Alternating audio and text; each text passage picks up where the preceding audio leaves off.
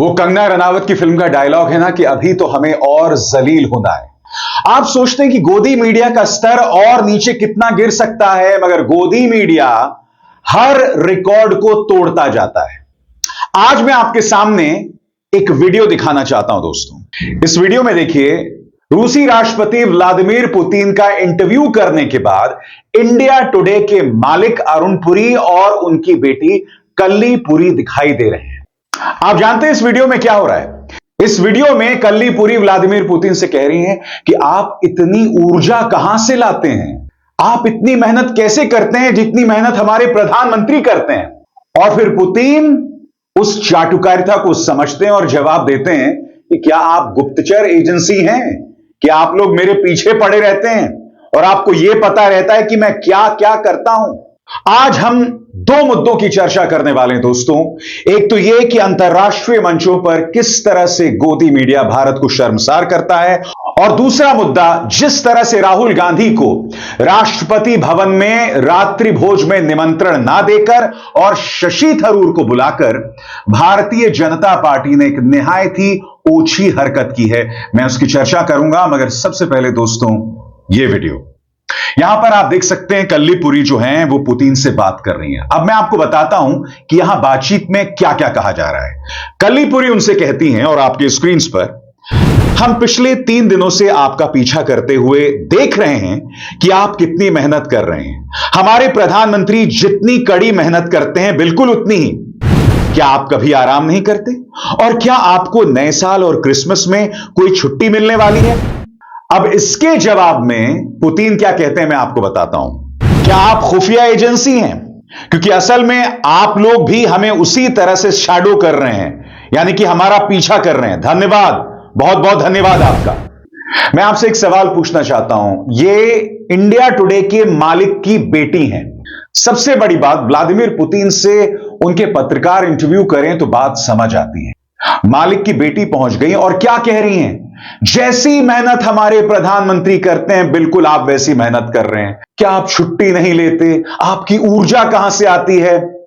मैं फिर आपसे पूछना चाहता हूं, अगर आपको इस वीडियो में कोई प्रॉब्लम नहीं दिखाई देती तो माफ कीजिएगा, आप पत्रकारिता के मायने नहीं समझते हैं। और ये कहां हो रहा है साहब? इंडिया टुडे ग्रुप में।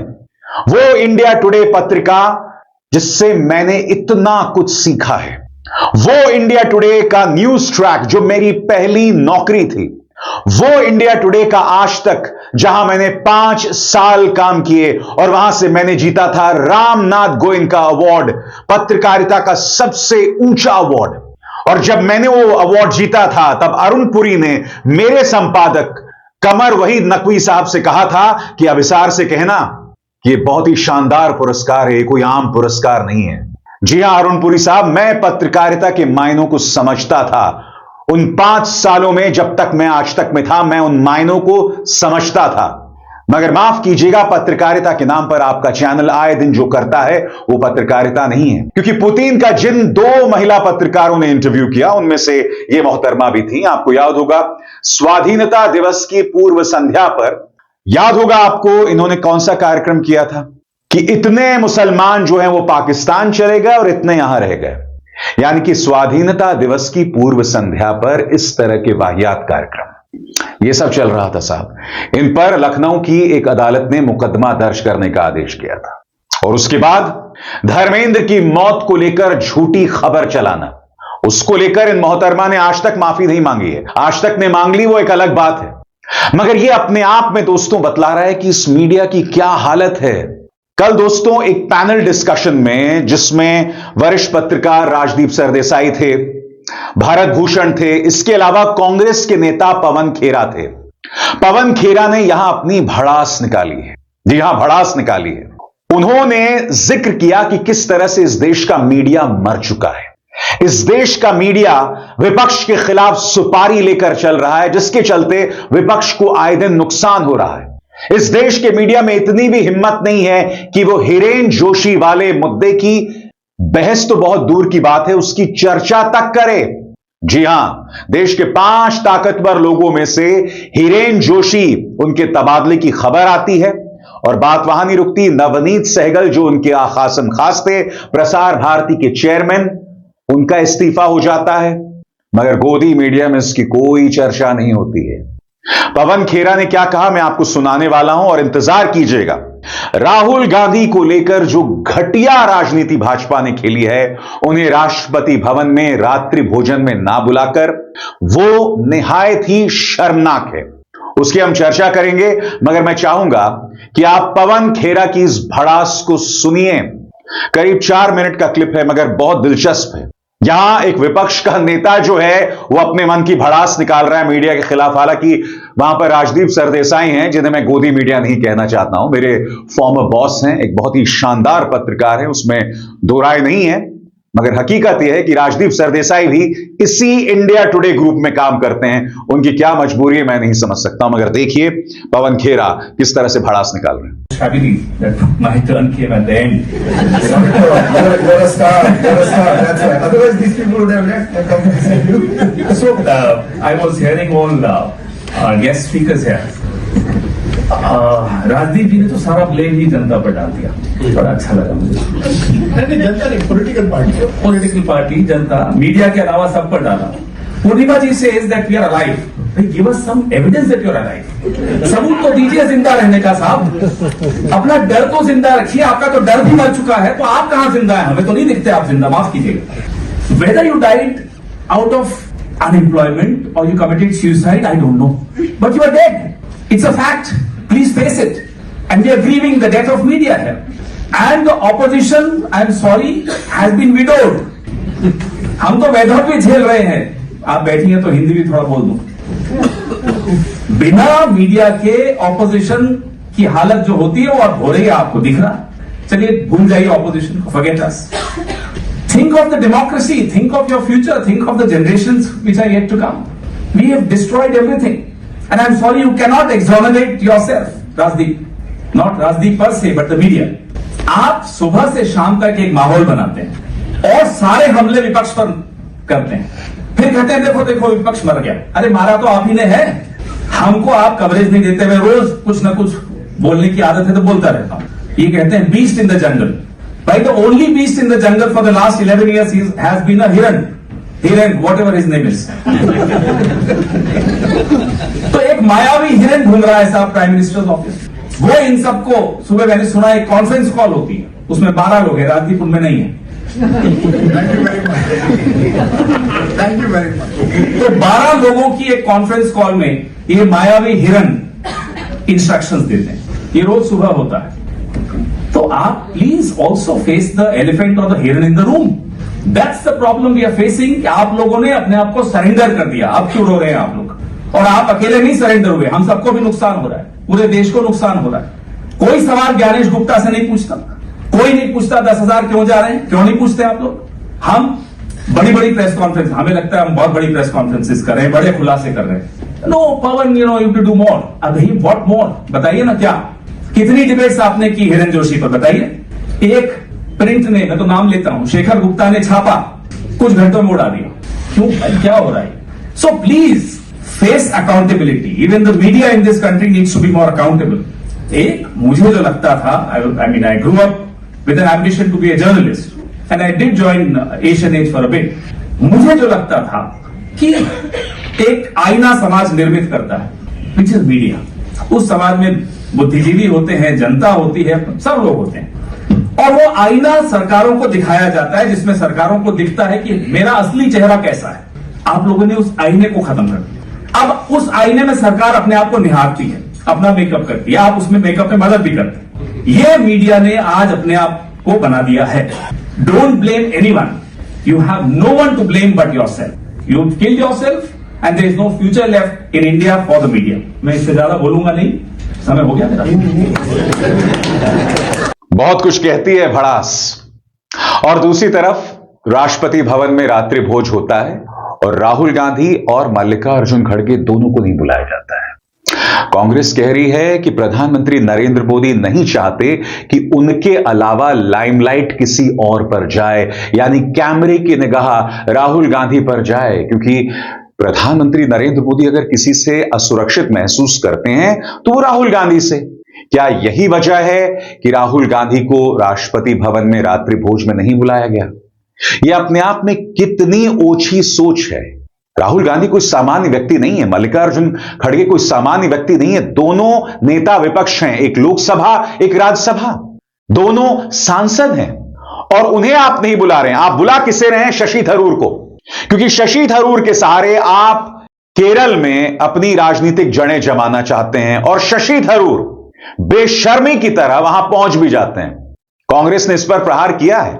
ये वो शशि थरूर हैं जो कांग्रेस की बैठकों में नहीं जाते हैं, मगर हां, उन्हें दिख रहा है कि राहुल गांधी को नहीं बुलाया गया है, मगर फिर भी वो जा रहे हैं। मैंने कुछ पत्रकारों को ये लिखते देखा कि वो कह रहे हैं कि अगर राहुल गांधी या कांग्रेस इस बात पर आपत्ति दर्ज कर रही है कि भाई शशि थरूर को क्यों बुलाया गया, तो ये एक किस्म की सामंती सोच है। नहीं, तुम्हारी राजनीतिक समझ नहीं है तो ये तुम्हारी गलती है।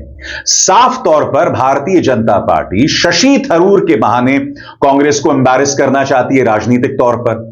उसका निशाना त्रिवेंद्रम है, क्योंकि मेरे मन में थोड़ा सा भी शक नहीं है कि उल्टी गिनती शुरू हो गई है। शशि थरूर कभी भी पलटी मार सकते हैं और भाजपा में शामिल हो सकते हैं। सारा खेला यही है। और शशि थरूर के आप तर्क सुनेंगे ना तो निहायत ही वाहियात तर्क है। आपके पार्टी के नेता, दोनों बड़े नेताओं को नहीं बुलाया गया है, मगर आप बेशर्मी से चले जाते हैं। आपको शर्म इसलिए आनी चाहिए क्योंकि ये वही प्रधानमंत्री थे जिन्होंने आपकी पत्नी के बारे में, स्वर्गीय पत्नी के बारे में 50 करोड़ की गर्लफ्रेंड नाम के इस जुमले का इस्तेमाल किया था। आप भूल गए हो? राजनीति शायद इंसान में इस कदर बेशर्मी ला देती है कि वो अपनी स्वर्गीय पत्नी का अपमान भूल जाता है इंसान। देखिए शशि थरूर क्या कह रहे हैं। राहुल गांधी और खड़गे को एलओपी के तौर पर न्योता नहीं है, लेकिन आपको न्योता दिया गया है। कितनी खुशी की बात है। Invited for the dinner tonight in the. There was a time when the chairman of the External Affairs Committee was routinely invited. That practice seems to have been stopped for some years. It has been resumed, I think, because I've been invited. Yes. आप जाएंगे? हाँ, जरूर जाऊंगा। LOP को, लेकिन दोनों house के LOP को नहीं बुलाया गया। वो मुझे पता नहीं कौन से बुनियाद पे इन्विटेशन देते हैं। मुझे मालूम है कि चेयरमैन, जब मैं पहले चेयरमैन था तो मुझे बुलाया जाता था, वो रुक गए बीच में, तब इस बार हो गया। So do you think it's right not inviting them? No, I think frankly the custom that usually used to be followed was for a wide representation.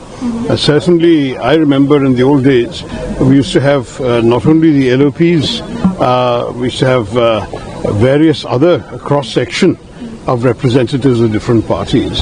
And I think it conveys a good impression. But I don't know the basis. No, this is all done by the government, by the protocol, by the Rashtrapati Bhavan. What do I know?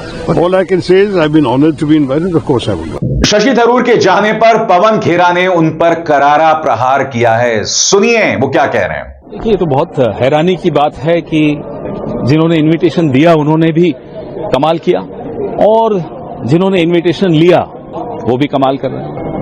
सब, हर सांसद हो या कोई भी कांग्रेस का नेता हो, मुझे लगता है कि सबकी एक अंतरात्मा की आवाज होती है। जब मेरे नेताओं को नहीं बुलाया जाए और मुझे बुलाया जाए तो जाहिर सी बात है कि हमें भी समझना चाहिए कि क्यों खेल हो रहा है और कौन ये खेल कर रहा है। हमें उस खेल का हिस्सा नहीं बनना चाहिए। अपनी अपनी अंतरात्मा है। क्या शशि थरूर जी अपनी अंतरात्मा को सुन नहीं पा रहे? तो आप उनसे पूछिए। मैं वैसे आपको बता रहा हूं कि जिन्होंने इन्वाइट किया उन्होंने भी कमाल किया, और जो इन्वाइट एक्सेप्ट कर रहे हैं वो भी कमाल कर रहे हैं। मगर मैं फिर आपसे कहना चाहता हूं दोस्तों, जो कल हुआ वो अप्रत्याशित है। 2014 के बाद से ही हो रहा है। 2014 से पहले क्या होता था? जब भी कोई विदेशी डेलीगेशन आता था तो वो विपक्ष के नेताओं के साथ मुलाकात करते थे, और ये मुलाकात जरूरी भी थी, क्योंकि देखिए विदेशी मेहमान जो आ रहे हैं उन्हें देश के तमाम पहलू उनके सामने पेश किए जाने चाहिए। विपक्ष क्या सोचता है, सत्ता पक्ष के साथ तो खैर उनकी मंत्रणाएं और बातचीत हो ही रही है, मगर विपक्ष क्या सोचता है यह भी उनके लिए जानना जरूरी है। और विपक्ष को भी एक आइडिया होता है कि भाई बातचीत किस स्तर पर हो रही है। मगर मुझे लगता है यह एक असुरक्षा है जो हम प्रधानमंत्री नरेंद्र मोदी में अक्सर देखते हैं, और यही बात कांग्रेस भी उठा रही है। क्या कह रही है सुप्रिया सुनेत, आइए सुनते हैं। जिसको इनवाइट नहीं किया गया मैं उस पर चर्चा करना चाहती हूं। हर संसदीय परंपरा और मर्यादा को तोड़कर जो भारतीय संसदीय परंपरा रही है, जो मानक रहे हैं, जिस तरह से लीडर ऑफ ऑपोजिशन से आकर विजिटिंग डिग्निटरीज मिलते हैं, चाहे वो बराक ओबामा जब वो आए हों, मनमोहन सिंह जी प्रधानमंत्री थे, सुषमा स्वराज जी से मिले हों, या अटल जी जब प्रधानमंत्री थे और जॉर्ज बुश आए थे, सोनिया जी से मिले थे जब वो एलओपी थी, तो ये हमेशा से एक हेल्दी प्रैक्टिस रही है किसी भी थ्राइविंग डेमोक्रेसी की। और हिंदुस्तान में इसकी प्रैक्टिस इसलिए जरूरी है क्योंकि हम अब विविधताओं को और हम बहुत सारे विचारधाराओं का मेल्टिंग पॉट है।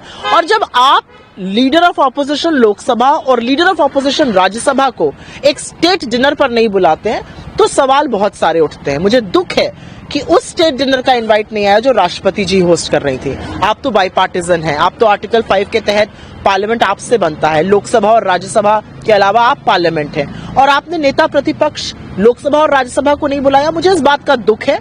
सरकार की तब तक सुननी चाहिए जब तक सरकार न्याय संगत बात कर रही हो। सरकार गलत बात कर रही हो तो ये नहीं होना चाहिए था। इस बात का दुख है क्योंकि प्रधानमंत्री एक सेक्शन ऑफ वोट का रिप्रेजेंट करते हैं, एक बड़ी तादाद 60 से 65% वोट का रिप्रेजेंटेशन तो राहुल जी कर रहे हैं नेता प्रतिपक्ष होके। उनको ना बुलाना, खरगे जी को ना बुलाना, ये मोदी जी का खौफ दिखाता है। ये दिखाता है कि मोदी जी अपने अलावा किसी पर लाइमलाइट ना चली जाए, कोई ऐसी बात ना हो जाए जिससे उनकी कलई खुल जाए। इससे डरते हैं, डरपोक प्रधानमंत्री।